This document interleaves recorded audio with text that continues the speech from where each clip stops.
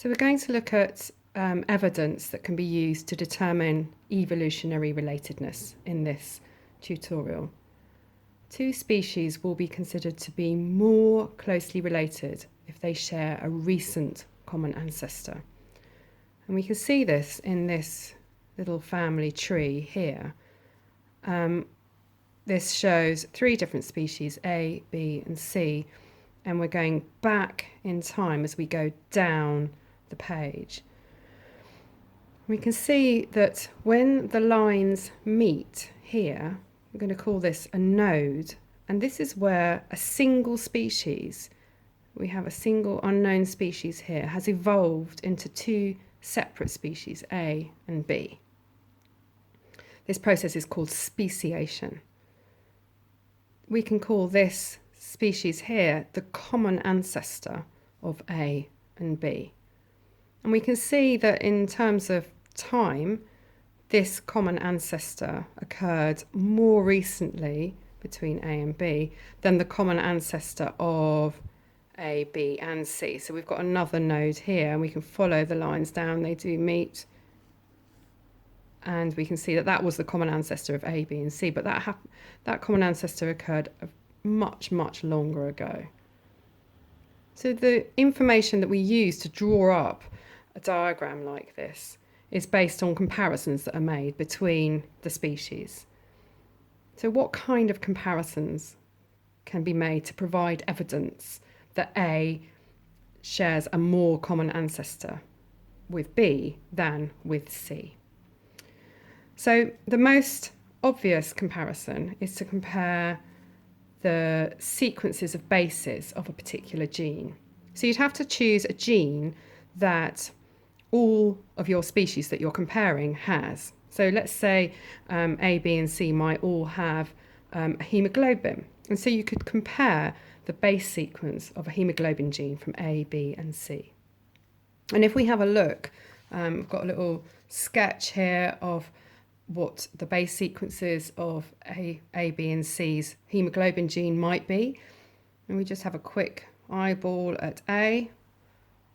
And then we have a quick look at B and see if we can spot any differences. Oh, there's a difference. So they've got A instead of a T there. And there's another difference. Everything is the same. So they've got two different bases. B has two different bases in its hemoglobin gene compared to A. Let's just have a quick look at C compared to A. So we've got a difference there, a difference there. Got a difference there and there. Oh no, that's the same. And there and there. Okay, so we can see if we compare A with B and then A with C, B has fewer differences with A than C with A. So there are more differences in C.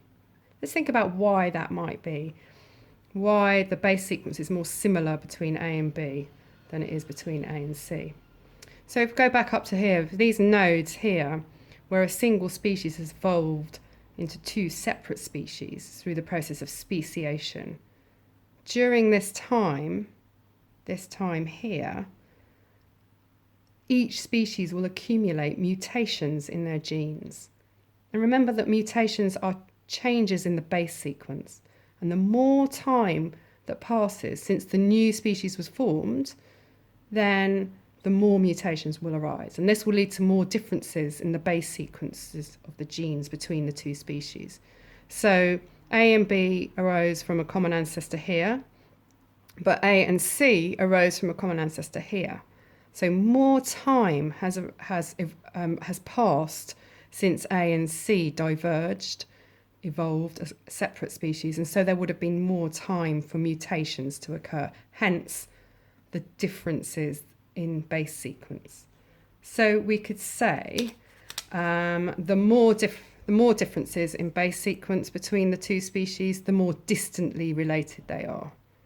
Or we could say, conversely, the more similarities in base sequences between the two species, the more closely related they are. Okay, so let's have a think about other comparisons that you can make. Since genes code for proteins, it makes sense that you could compare a protein that is common to the species you're looking at. So we're going to think about that. So we're going to think about comparing the amino acid sequence. You could look at the sequence of amino acids of hemoglobin from A, B, and C. But if you wanted to determine relatedness between a human and a daisy and a yeast cell, for instance, a hemoglobin gene wouldn't be a suitable comparison because daisies and yeast cells don't have blood, and so they wouldn't have a hemoglobin protein. So we've got to choose a protein that all of the organisms, all of the species that you're comparing have. And there's a protein called cytochrome C, which is found in all mitochondria.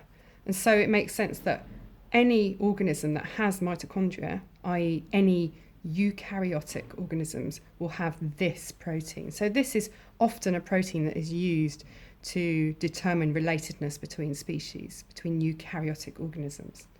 So let's just have a quick look at a section of this protein.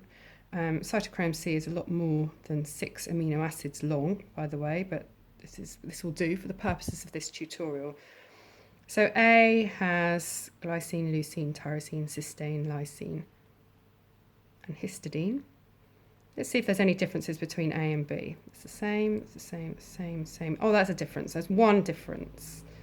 And between A and C, difference, the same, difference, the same, different, different. So there are more differences between C's cytochrome C and A's cytochrome C. So if you remember from the DNA comparison that over time, newly evolved species will acquire mutations.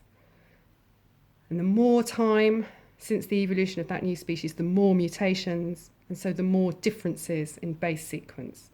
And if you remember your lessons from protein synthesis, it's the sequence of bases that's eventually translated into a sequence of amino acids. And if there are differences in the bases between two species, then this will be translated into a difference in the sequence of amino acids. So we can use, remember we just had this, we can use this conclusion. Again, the more similarities, we'll just rub that out. Amino acid sequence between the two species, the more closely related they are. And conversely, the more differences in amino acid sequence between the two species, the more distantly related they are.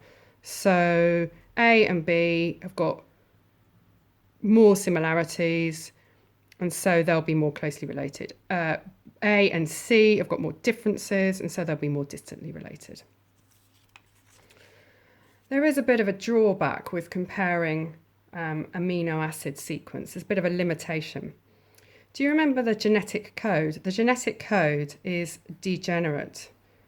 Do you remember that word and what the definition of that word was? Degenerate means that some codons code for more than one amino acid.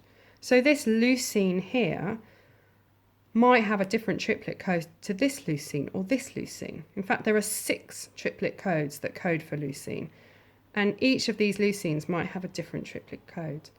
By simply analysing the amino acid sequence, we could be missing information about differences in the base sequence. We're just going to talk about one more comparison that can be made to determine evolutionary relatedness. With this one, we're going to compare not the sequence of amino acids, but we're actually going to compare the shape of the proteins, immunological proteins. The proteins in question here are antibodies and antigens. So first of all, an animal, a rabbit in this example, is vaccinated. And the vaccination involves injecting human antigens into the rabbit. The result will be that this rabbit produces antibodies that are specific to this antigen in the humoral immune response. So rabbit produces antibodies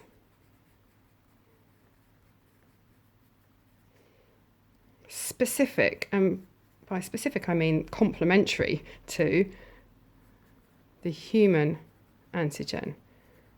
So in this example, the antigen is a little triangle, so the antibody will be a little shape that is able to fit in with the triangle. So that's what the antibody is going to look like. So what we're going to do next, in the next stage of this comparison, is we're going to add some of the rabbit serum. So the serum is just the plasma from the rabbit's blood, and the plasma contains the antibodies.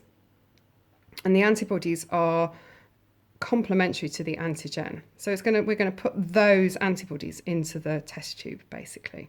And then we're going to add the human serum. Serum being the blood from the human containing the antigens. Yep. So this contains the human antigens. And you can probably work out what's going to happen. Once the antigen comes into contact with the antibody, it will form a perfect fit. It is complementary. And what happens when an antigen binds with an antibody is a process called agglutination. They all clump together. I'll write that down over here. Agglutination. Agglutination. So you probably come across that word in your immune response lessons. It just means that all the antibodies and the antigens, if they fit perfectly together like this, they clump together. In a test tube situation, the result is that a precipitate forms, which is a solid matter. Precipitate forms.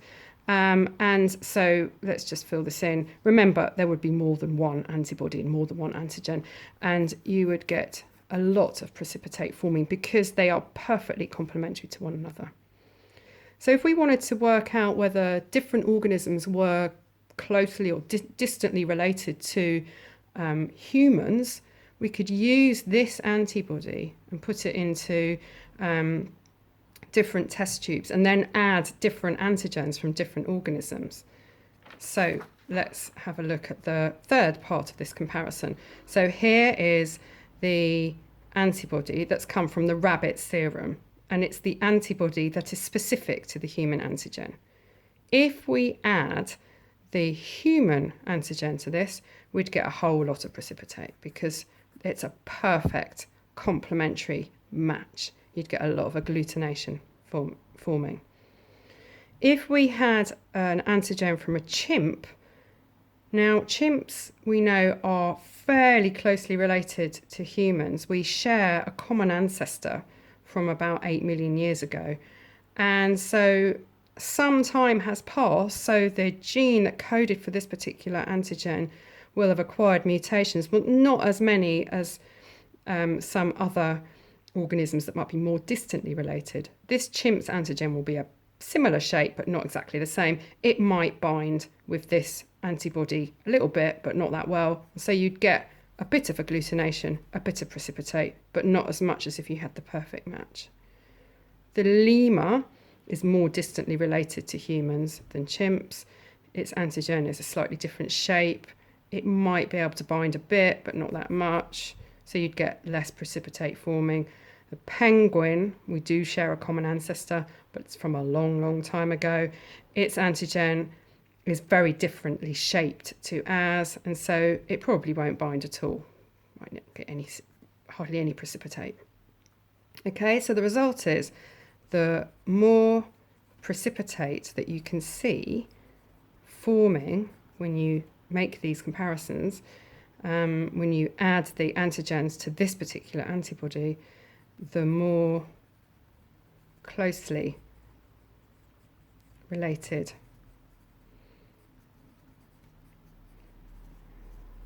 the organism is.